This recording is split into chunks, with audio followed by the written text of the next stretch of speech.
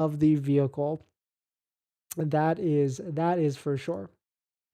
But in this next topic, we talked about how a lot of manufacturers lost the 7,500 EV tax credit, but two of them, Volkswagen and Rivian, actually got back some of their EV tax credits for some of their vehicles. But it's still really interesting because, yes, Rivian got it back, but some of their vehicles are still really expensive, and we'll talk about that.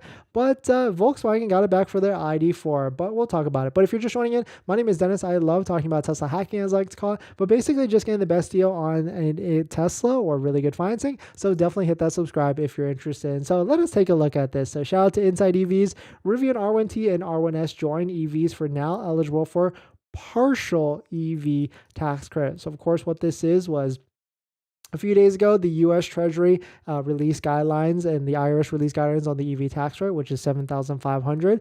But actually, not all vehicles qualify for the $7,500. Some of them, including the Model 3 standard range included, only qualified for $3,750. But Rivian and also Volkswagen both lost their share of the EV tax credit. And it seems like maybe it was some sort of error, or maybe Volkswagen and Rivian figured it out really quickly, because just a few days ago, or just a few days after their vehicles didn't get qualified, now they actually qualify. And here's actually the list. If you go to fueleconomy.gov, which is actually linked down below in the description, you can see the full list of which vehicles, full list of all the different OEMs and all the different models that qualify for either the 7,500 federal tax credit or half of it, the 3,750. And of course, Tesla Model Y completely in all trims qualify for the 7,500. Model 3 standard range rear-wheel drive, the cheapest Tesla Model 3 that you can get, is 3,750. Model 3 Performance is 7,500. ID4, congratulations to VW. Seems like 100% all of them qualify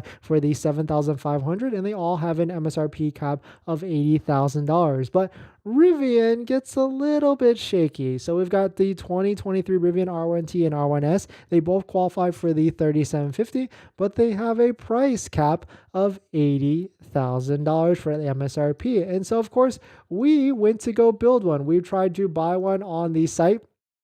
We have an order. We've had one for a bit now, and we have configured it a few times, but unfortunately, the builder, because of how they've structured it right now, you actually cannot build one for less than $87,000 MSRP. So no matter what, even if you were to try and buy one right now, it is still an $87,000 MSRP. So I'm kind of on the fence right now because it's not worth it. Like, if I can wait, and because how you would actually do it is you'd have to do a dual motor engine or even a smaller battery pack to get under the $80,000 MSRP limit to then qualify for the 7,500 federal tax rate. And so that's probably why Rivian has a short delivery time frame now, right? I think it's anywhere from 1 month to 3 months where you can get a Rivian, because a lot of people are probably in the same boat as I am. They're not willing to buy the vehicle without getting stacking on top of that the 7,500 federal tax credit. So I'm just basically waiting and seeing, because if I can get under $80,000 with the lower battery pack or the lower motor,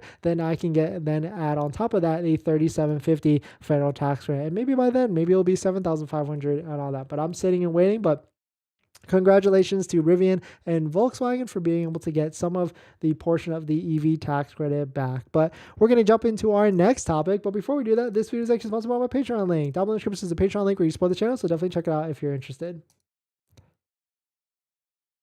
Ooh,